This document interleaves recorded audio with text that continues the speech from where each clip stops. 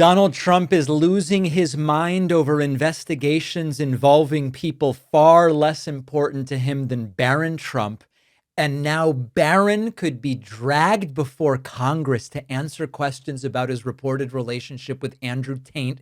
And Trump would experience a spectacular explosion if that happened. Let me remind you what's going on, because investigations are getting closer and closer to Donald Trump's youngest son. Remember, we looked not long ago at this demand from Congresswoman Yassamin Ansari saying, listen, the investigation, the relationship between the Tate brothers and Barron Trump and Trump's family needs to be investigated. And Barron is not a kid. He's an adult, and he seems involved here. Absolutely. I could not agree more. Barron Trump is an adult. He's a full-blown adult, and he is very influential in the Trump White House orbit. I mean, we know from the first administration and from this administration that the Trump children play a very big role in the administration and policies that are passed. They benefit financially from the way the Trump administration operates and the self-dealing and the corruption that takes place. We know, very famously, Ivanka Trump also, who I think even as a grown woman gets the same kind of treatment, right? Because of her relationship with her father, and the way Donald Trump talks about her. I think there are a lot of parallels to be drawn with the, Donald Trump Ivanka relationship and the way he tries to, let her get away with her actions. It's the same with Barron and Melania. All right. So you get the point here. She wants Barron to testify. Now, what happened is that Andrew and Tristan Tate were recently arrested in Miami. There is an extradition fight going on. There are very serious charges. They deny any wrongdoing. Fine. Congress wants to determine whether Trump's family or administration used political influence at any point to try to help them. And there are all of these reports which say, Barron and Andrew Tate were communicating, dating all the way back to 2024. Donald Trump Jr. publicly supported the brothers. 2 days before their arrests, they went to a party hosted by the Trump administration's special envoy, Paolo Zampoli. So what they want answers to are, what did Barron know? Was he involved? Barron has not been accused of committing the crimes alleged against the Tates, to be clear, but he is an adult now. He is involved in business and politics. He's been involved in the Trump family crypto stuff. He's been involved in suggesting to Donald Trump, here's the shows you should go on as part of your campaign in 2024. And just because you're the president's son doesn't mean you're immune from scrutiny. Imagine now what happens. Just imagine for a second. Democrats win in 2026 and Barron gets a subpoena. Trump will flip out when an ordinary associate is investigated. He goes, it's treason. The prosecutors are deranged. The judges are corrupt. Barron is in a different category. Donald and Melania Trump have guarded Barron very intensely. And I told you about this a little while ago. When a YouTube creator when an autistic YouTube creator, important note, speculated back in 2016, I'm autistic. I think Barron might be autistic. Melania Trump threatened legal action. The video was removed, and she later said that it caused irreparable damage. Now, to be clear, I have no knowledge that Barron Trump is autistic. I am not suggesting that he is. I am referencing documented statements and legal threats and making no claims whatsoever about Barron Trump's health or any diagnosis. Okay.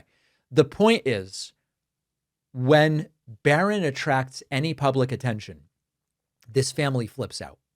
Now, meanwhile, Iranian state-linked media distributed this propaganda video threatening Melania and ending with a direct threat against Barron. And the Secret Service said, we're aware of that. So threatening them, which, by the way, these aren't legitimate military targets. Barron Trump and Melania Trump, nothing Trump has done would justify militaries targeting Melania and Barron. It's not really the point of the story. But the point here is Trump is profoundly triggered when adversarial governments mention his son. Trump experiences any kind of political conflict as personal humiliation, and he goes maximal retaliation threat. A threat against Barron Trump, a subpoena against Barron Trump would destabilize Trump in a way you can't even imagine. Now, what we have here are two pressures converging. On the one hand, Congress may say, we need answers from Barron. He seems to be involved in a bunch of different stuff, the crypto stuff, others, but the stuff with Andrew and Tristan Tate. And meanwhile, Iran is issuing threats against Barron's life. Trump will probably treat all of it as a coordinated attack against his family. Of course, Barron shouldn't be bullied. He shouldn't be subjected to baseless speculation. But Barron can't be off limits now that he's an adult if he's participating in political or governmental matters. If Barron is subpoenaed, Trump will almost certainly say to Republicans, you got to shut this down right now. You have to portray this as an attack on a child. And the closer that the scrutiny gets to Barron, Trump is less and less able to separate his presidential responsibilities from the sort of uncontrolled rage that he's been known to suffer from, which could send him into a tizzy, the likes of which we have never seen. Now, I got a few emails after I recently covered the whole thing about going after Barron, and a bunch of people wrote to me and they said, David, you're being way too deferential here. Why are you saying that it's not legitimate for Iran to target Barron? Trump targets the Iranian regime, which is also a family. Like, yeah, that's true, but they're in power. Barron is not in any kind of formal power situation, although by being Donald Trump's son, he's certainly taking advantage of that to wield soft power, that's for sure. I have not found the emails about you should say it's open game on Barron. I've not really found them convincing. It does feel like an example of sort of going low. But with regard to what he's been involved in, crypto, Tate's, Trump's campaign, if there are questions there, then he is absolutely deserving and a valid target for scrutiny. I think that's kind of where I am, unless I am convinced otherwise, which so far I have not been. The point here is, if you think you've seen Trump flip out before, if you think you've seen Trump lose it before in a rage, imagine if Barron gets a subpoena. Just imagine.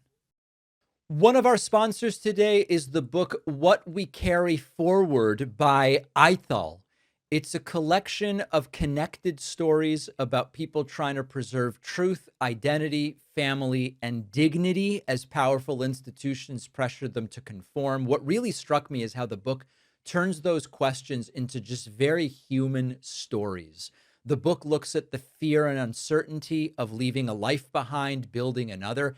As an immigrant to the United States myself, that really resonated with me.